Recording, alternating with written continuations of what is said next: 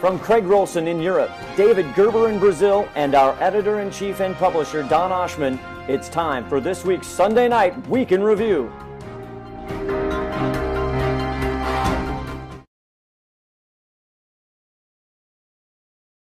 To another edition of the HideNet Sunday Night Market Report Week in Review. Our Craig Rolson reports from Europe this week that it was everybody's kind of getting into a holiday mode. In 10 days, the Italian tanners will shut down, and many other people in the European market. So things are just kind of rolling along. Producers have sold until September, most of them, so that's okay. They don't have to be anxious to sell, but there's little pressure on the packers who produce green fresh hides. The urgency to buy them at the prices they want is mitigated by the inability of producers to sell their hides from any place except China, as Europe goes on holiday.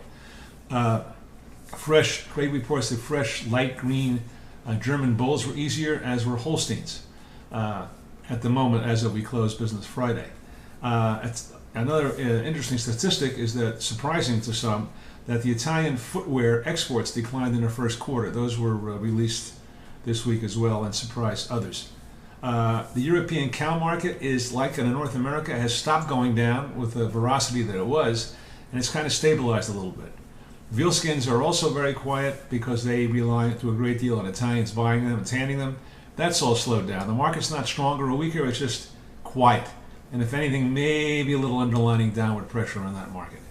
Russia's been a top market for calf skins and veal skins, but because of the Ukrainian-Russian situation, and people aren't exactly buying luxury products in Moscow these days like they were several months ago.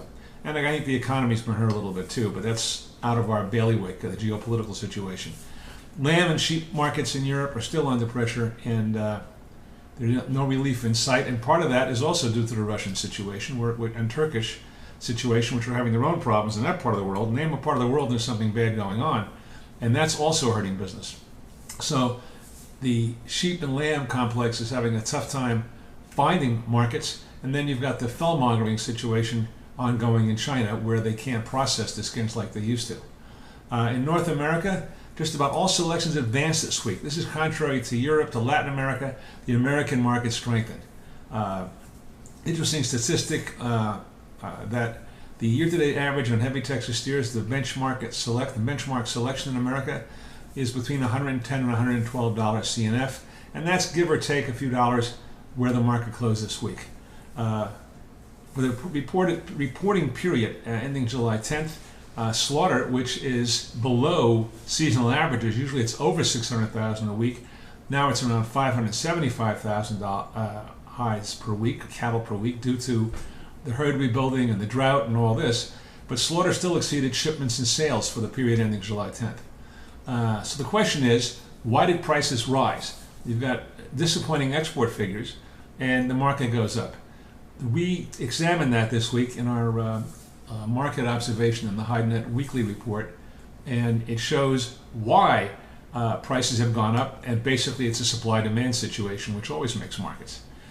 A feature in this week's North American market report is an exclusive interview HideNet had with Su Chaoyang, who is the president of the Chinese Leather Association, and we asked him all questions about pollution to clarify what tanners are closing, why they're closing, when they're coming back, including the fellmongering, and all this is revealed in the interview we have, which is published in all of our reports this week. It's such a very good interview and so enlightening.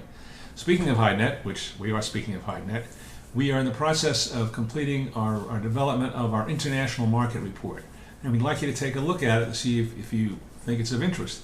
If you'd like a copy of our weekly international report, just send an email to me, Don, at HideNet.com. Don, D-O-N, at HideNet.com, and we'll shoot you back a copy of the latest issue of the HideNet International Report. No cost, no obligation, just take a look at it. Latin America this week, I guess it could be summed up as saying steady, steady, steady. No change in prices. The Italian closings, which are a big market along with Asia for the TR selections, especially in Brazil, they're not buying right now, except maybe for September. But the producers, the tanners, seem pretty good shape. The only problem they have is that the green price, like it's come down other places, hasn't come down in those countries, especially Brazil. The markets are very steady for fresh green hides that the tanners rely on, and they're getting squeezed and squeezed on their margins because they can't get the price of their TR1 up. Prices range now. They're asking, purchases have been made depending on the producer. There's a big variance between this tanner and that tanner's production of TR1. $1.90, and asking prices for the top quality ones are as $2, which we haven't heard of any sales at that level. So the TR1 market is in between there, but the packers are stressed because they can't get the green price down. And of course the split market's gone to heck. And now, in addition to all that, domestic business in Brazil especially is slow. In fact, there was a show, Francal, disappointing. That's for the retail people who buy Brazilian footwear. Disappointing with low attendance. And that was this week. So at the moment, it's not so good. The CICB released export totals through June that showed gains of 23% in dollars, not in units, from the year to date for the first 6 months of the year. So they've had very good business, but again, the Brazilian tanners are squeezed. But automotive business keeps cooking along, and they're probably making money on that, which they can't make on their TR going to footwear. Anyway, that sums it up for tonight. Thank you for watching. Look forward to seeing you again next week, same time, same place. Thanks for watching.